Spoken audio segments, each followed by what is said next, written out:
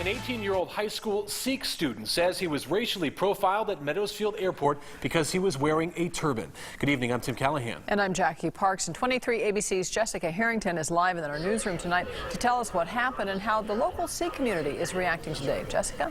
Jackie, the high school student says it was a sad way to end his first trip to California. Now he and the local Sikh community are asking for answers from TSA and want the standards procedure to be changed.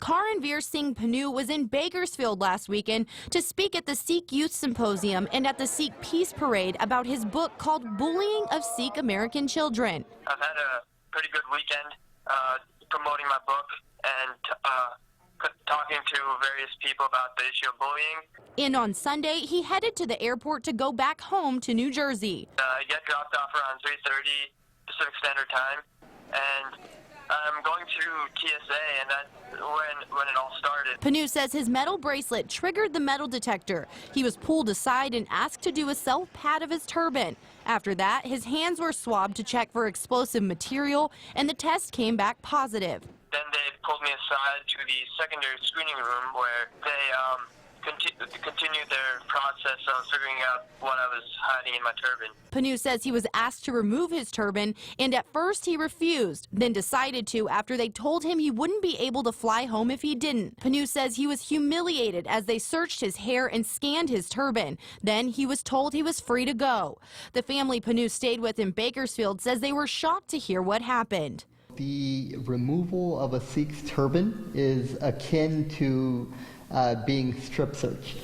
Something happened in Bakersfield, something happened to my guest, something happened to a teenager who is such a motivated person who wants to serve in military. It hurt me.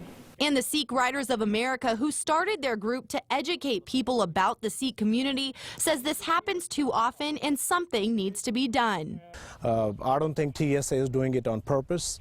It's definitely just a policy change which needs to be done, and it can be done.